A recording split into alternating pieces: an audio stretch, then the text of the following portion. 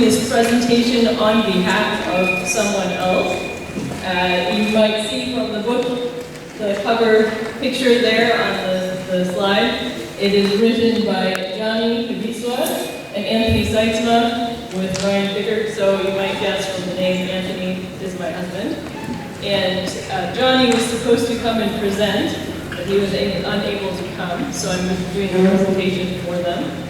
Luckily, I helped to edit the curriculum as they were writing, so I do know what I'm talking about. So this book is based on the book When Helping Hurts by Ryan Pickard and Steve Corbett, but Jonny and Anthony reorganized the material into a training curriculum so that it's much more practical, interactive, and specifically applicable to Africa.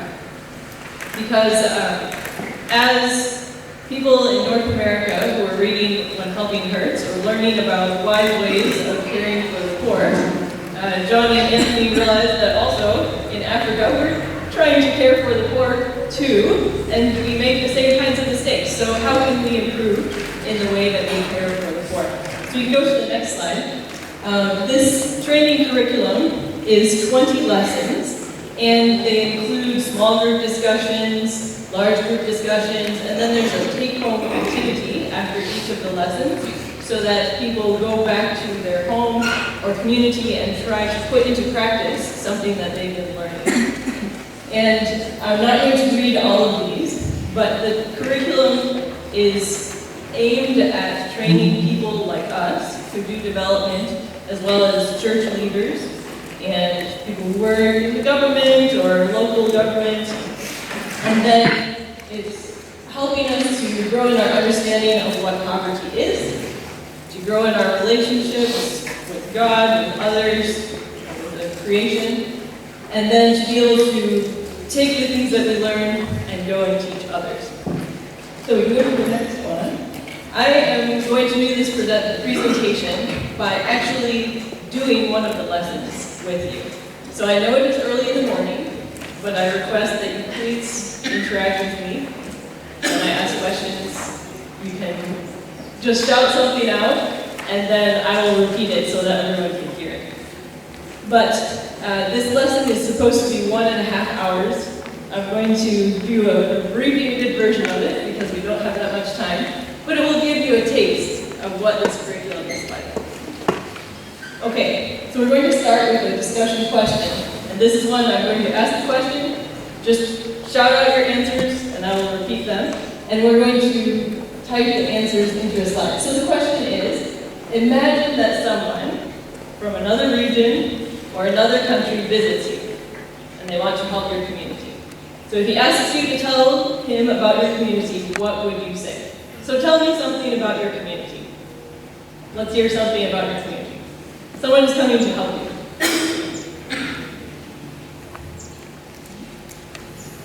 Or you don't live here. Tell me about the place that you live in. Kenya, Tanzania, Uganda. Yes? Just tell me one thing. One thing is to ask him which areas is he interested to help my community. Okay? Yeah, so a question. What area might you want to help? Okay? Someone else? I want to help your community. What can you tell me about it? Which groups of people do you want to help? Okay, I don't want questions. I want you to describe your community to me. Friendly. Friendly. Okay, community is friendly. What else? There's lots of kids. Okay, lots of kids. Eager to learn. Eager to learn. Good.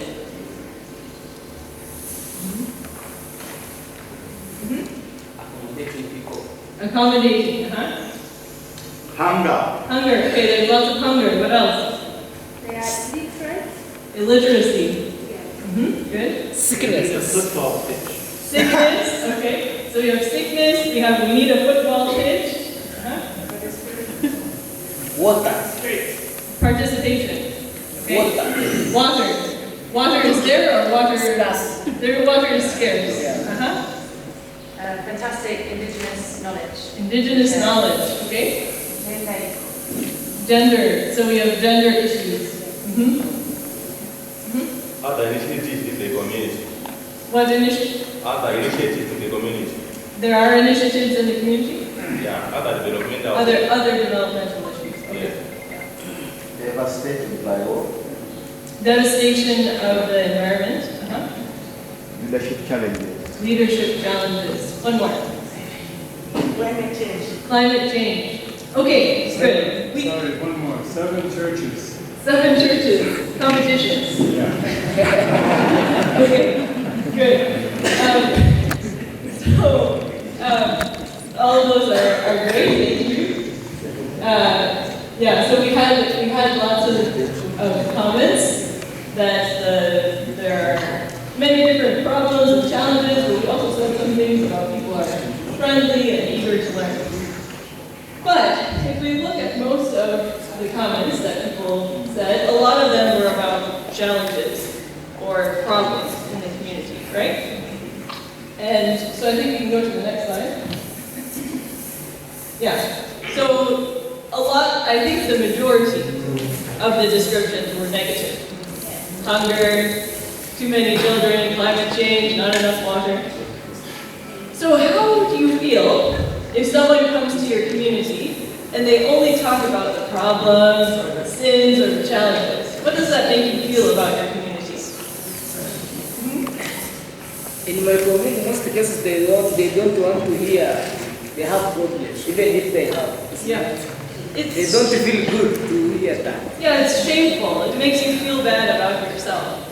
And so when we just focus on the negative characteristics of a community, it can make us feel ashamed about ourselves.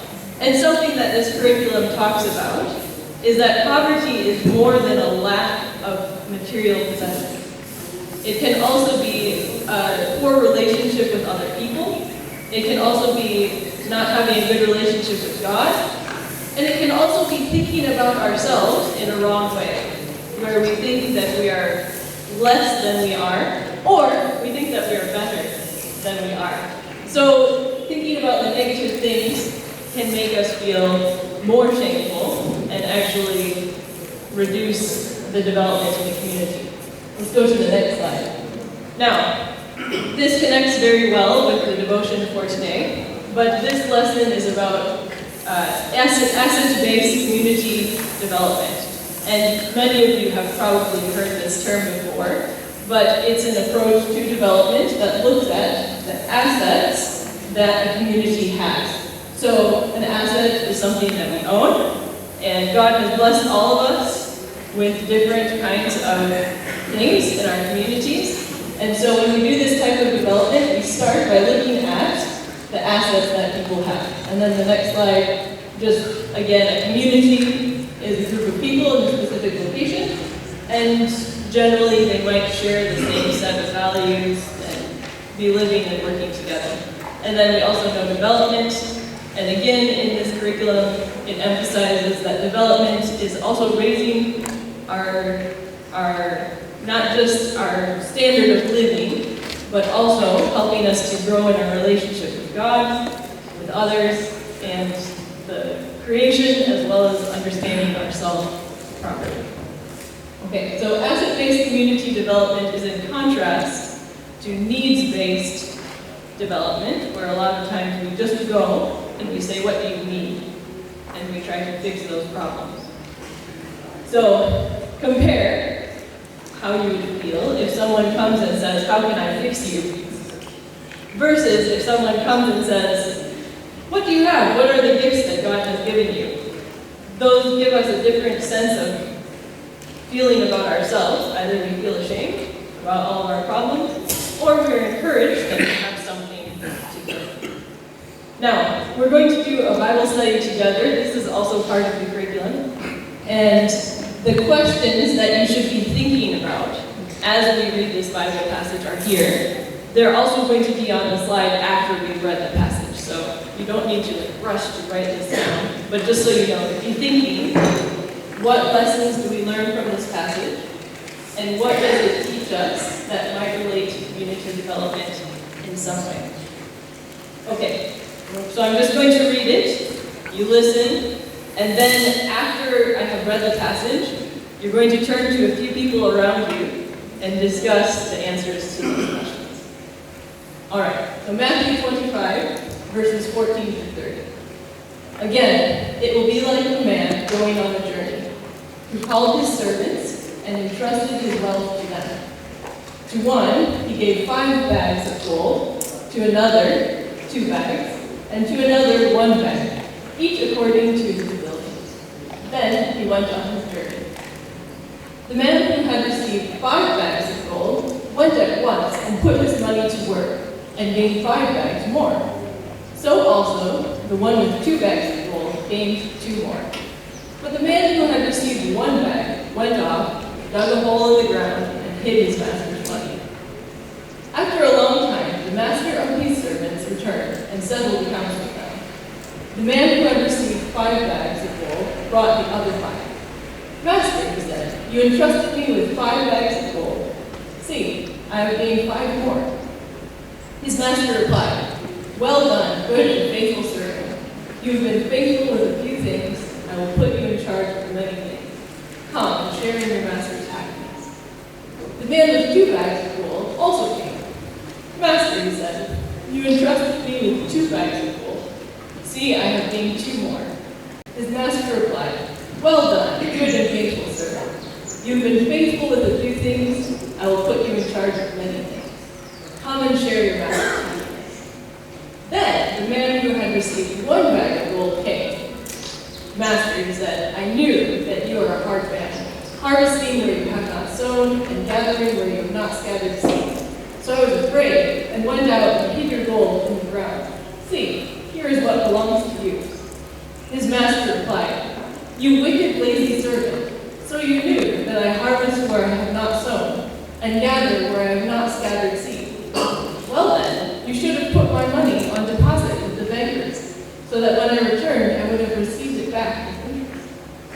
So, take the bag of gold from him, and give it to the one who has 10 bags. For whoever has will be given more, and they will have an abundance. Whoever does not have, even what they have will be taken from them. And throw that worthless servant outside into the darkness, where there will be weeping and gnashing of teeth. All right, turn to the people, just like 5 people around you, and try to answer these questions. What lessons do we learn from this passage? And what does it teach us that might relate to community development in some way? I'm going to give you a few minutes to discuss it. At least try to come up with 2 ideas.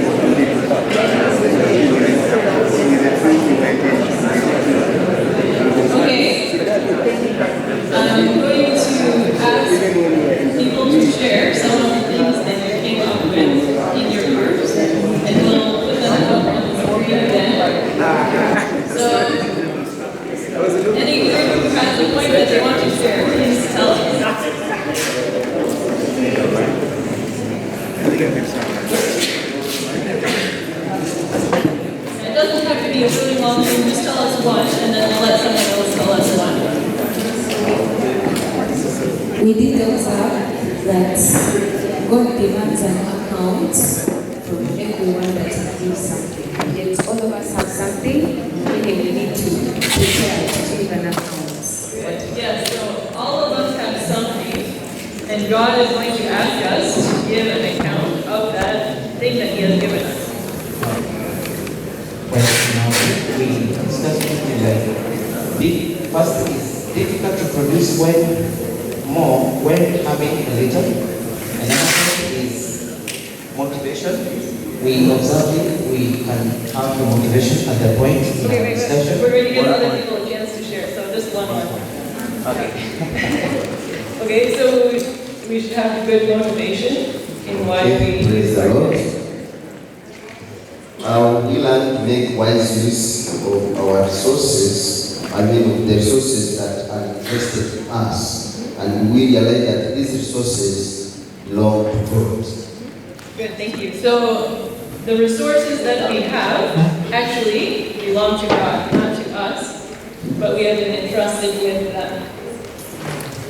We learned that when we invest, there is multiplication, and that leads to ownership and sustainability of a given project. Yeah, so we invest in what God has given us to multiply it. Good.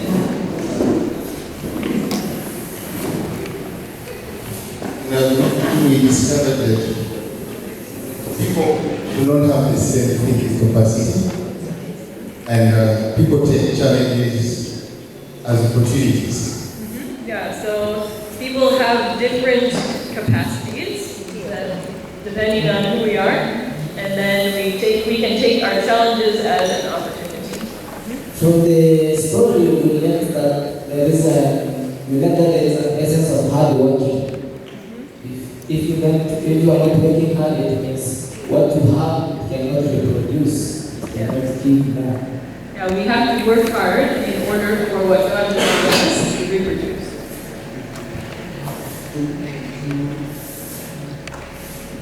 Thank you. The president of our group discussed that anything that has to have you have been given, if you do not work on it, it will not reproduce. So it's whether it's talent, whether it's work, whether it's anything that God has given you, if you do not work on it, it will never reproduce, it will never give out. Yeah. So God has given us all something, but if we just leave it, it won't produce anything. We have to work. Yeah, also from the first one given the time, we say we discovered that it is very important to use the little thing that you have. You don't need to get much to apply, but just apply the little you have. But we come up again with the question, like this person who was given one life, or did he given the right education on how to use the talent he has? One he had, I don't know. That's the question. Okay. Yeah. So even if you have given little, you can still do something with it. But maybe that one servant should have received some encouragement to use his one bag. Yeah, in our group we translated this with the, for example, you are going to the community, you want to initiate a certain program, and the people tend to feel they are two kind of people.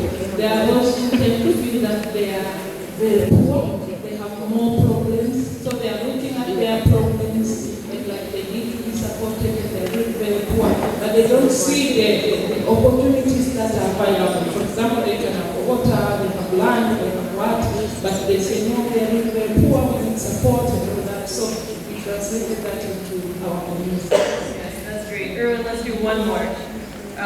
So she is saying that when you look at people, sometimes they might see that they think that they have nothing, but then other people might have eyes to see what is around them and is available. Okay. Just because of time. Otherwise, I would love to hear all of the things that you learned, but so we'll hear the last one. Okay.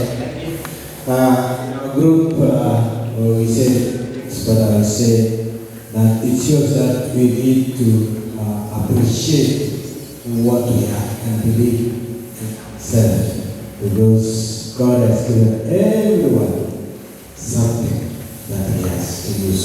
Yes, yes. So appreciate the something that God has given to every one of us. That's great. So all of our answers are supporting this asset-based community development. But God has given us all something, and we need to work hard to use it to produce more. And like in our devotion today, that God has given us something so that we can serve with it, we can give it to other people. And God will hold us accountable for how we use or don't use the things that He has given to us. The next slides are in there just because they're going to go on the ECHO website, so they're extra descriptions of things that we can learn from this. So don't worry, we don't need to read them, they're just there so that you can see them later. But I want to tell you a quick story about a pastor that I know in Uganda.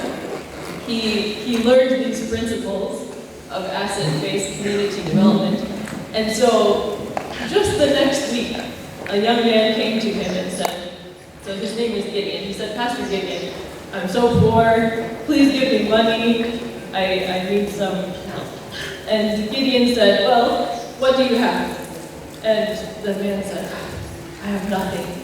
And Gideon said, you must have something, surely you have something, what do you have?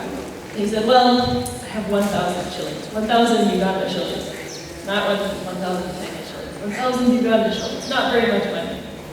And Gideon said, well, what could you do with that money? What do you have in your village? And he thought, well, we have honey in the village. And so Gideon suggested, what if you buy that honey and you take it to town, to Soroti?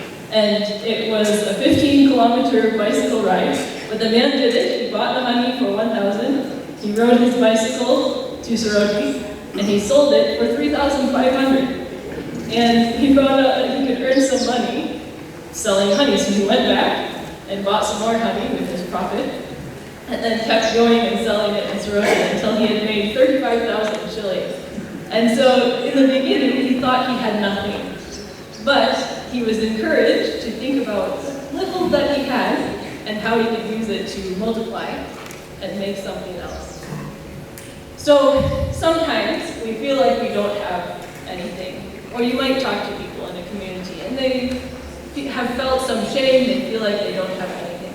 So this is an activity that is really helpful to do with the community, to encourage them and make them feel really proud of what God has given them. And it's an inventory of assets. So we're not going to write these things down. If I were doing it with a smaller group of people, I would write everything on a paper or on a board, but it would be too tiny for you to read from the back. So I'm just going to have you shout things out. So let's think about our communities. What are the resources that we have? We're going to go through these one by one. I'm not going to be able to list everything because we don't have enough time. But tell me some of the financial resources that you have in your community. Like, for example, a bank account. What do you have in your community that's a financial resource? Anyone? We have voluntary or village savings and loan groups. Yes, good. Village savings and loan groups. What else? The super safety net. The super safety net, okay. Everyone has that. What else do we have? Cash. Cash. We have cash. Does anyone have any sort of income? Uh-huh. We have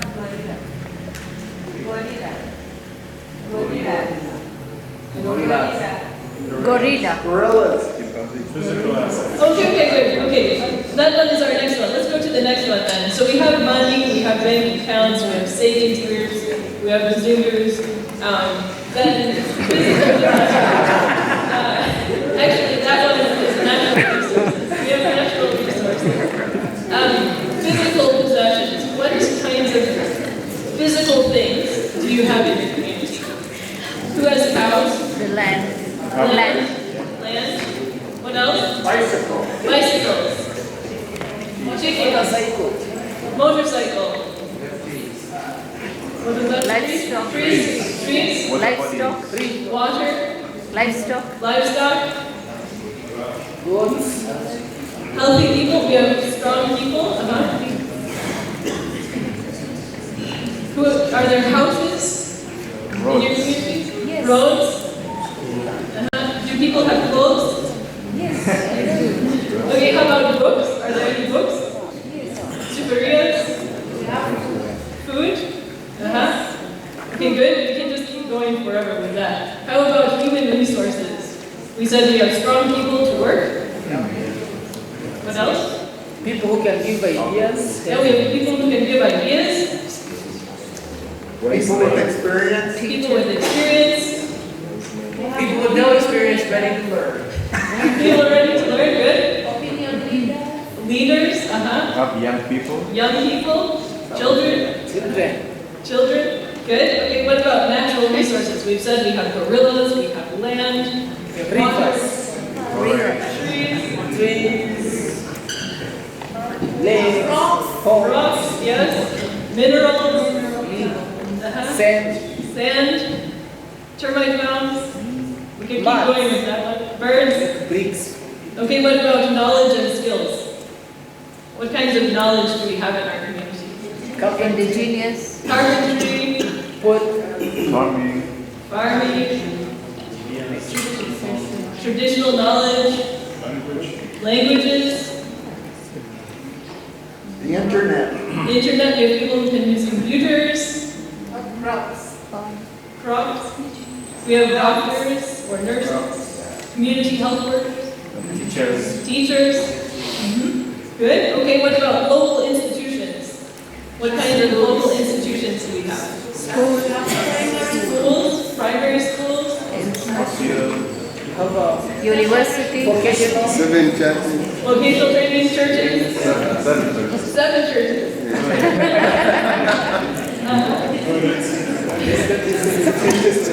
Okay. We could keep going for this a long time. We have boreholes, electricity sometimes, solar. Okay, how about cultural and social resources? Witch doctors. Okay. What else? Churches, church leaders. Museums.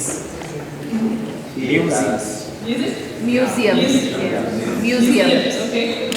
What about, what did we hear about in the devotion?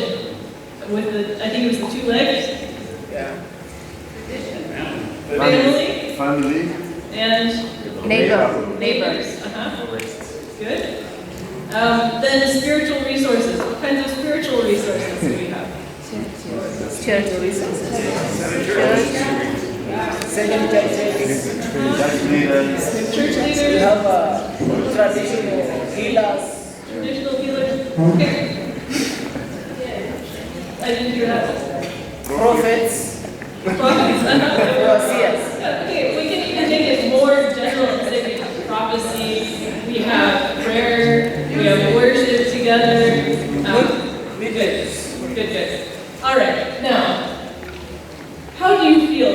We could have kept going all day listing our assets. How does that make you feel about your community? Rich. Good. We feel so blessed. Yeah, we're rich. We're blessed. Everything is here. So, what kinds of things might change in your community if you did this together with your community? If you sat down with them and said, let's start listing all of the things that God has given us. How might that change the way that people think or the way that people act? It's an eye-opener. It's an eye-opener. Yeah, suddenly you don't feel hopeless. Yeah. There's hope. There's something that we can do. So, we'll go to the next slide. It's not true that we have nothing. If someone says, I have nothing, then you have to ask them questions, like Pastor Gideon did with that young man. Are you sure you have nothing? God has given us many different things, and all of us have been blessed. And we don't want to compare ourselves to each other. Like we read in the parable, we have different capacities. God has given us different gifts, but that doesn't mean that we are worthless because our gifts are different from someone else. So we want to encourage people to know that God has given us different gifts. We all have some blessings from God that we can use. Before we get to this, I want to tell you another story that is really encouraging to me, relating to asset-based community development. So we've said it's really helpful to identify the gifts and the skills and the resources in the community. It encourages us, gives us hope. We can look for those resources within the community instead of immediately bringing them from outside, because we see, oh, we have these things. We don't need to ask someone else to bring them to us.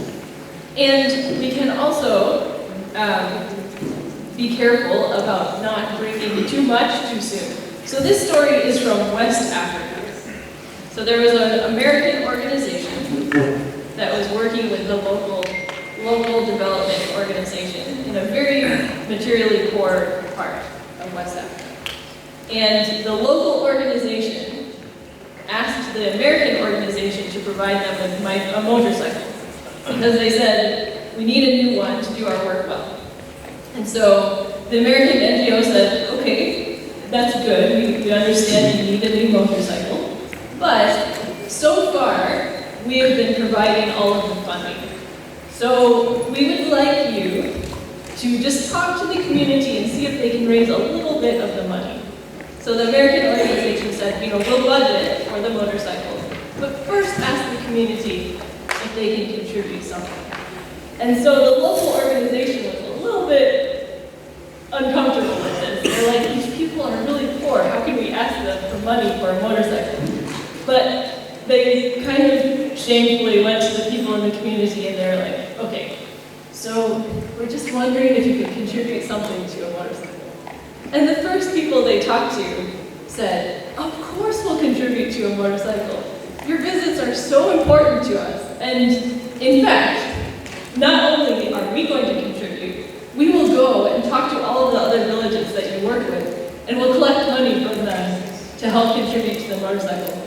So before the workers could go and visit the other villages, the communities had already raised enough money for the motorcycle, plus 30% more of the cost. So they had been struggling with food in their community, and yet they were able to contribute enough money to buy a new motorcycle for this local organization. So they were able to express their joy in what God was doing in their community by being able to contribute to the work of that local organization. So, in conclusion to this lesson, there is a take-home activity. And so this, I encourage you to go and do it, but you don't have to. No one's going to track you down and find out if you do it or not, but these are the take-home activities for this. I know some of you are church leaders or involved in church, but one of the options is to preach a sermon on the parable of the talents. And then you could also, after the church service, go through your church and write down the assets and abilities of what you have in your church community. And then for individuals, any of the rest of us who are not church leaders, you can do a Bible study with your family or with a group in your community based on that same passage in Matthew. And then write down the assets and abilities in your family or in your community and talk about how you can use them to serve God and to bring glory to Him. So you can make a plan to use those gifts in some way that is beneficial to your family and your community or to your church. So that's the conclusion of the lesson. Just go to the next slide. So this curriculum is meant to be facilitated by people like you. And so you are strongly encouraged to go out and do it yourselves. You don't have to go through the training in order to be a facilitator, but you have to buy the facilitator manual, which is this one. And for the people in North America, you can get it off of Amazon, but the good news for us in East Africa is that Oasis International can also distribute it from Kenya. So I have the contact of the person, Malele Ngalu, who you can contact to be able to get the facilitator manual. And his email and his phone number are there. I believe he's available by WhatsApp on that number. And then, yeah, just email him or you call him, and they should be able to deliver anywhere in East Africa. So you can the participant manual is a free download. And the website is written on the back of this manual, but it's also there. Chalmers.HWHIA. So that is the end of the presentation. I think we have 10 minutes.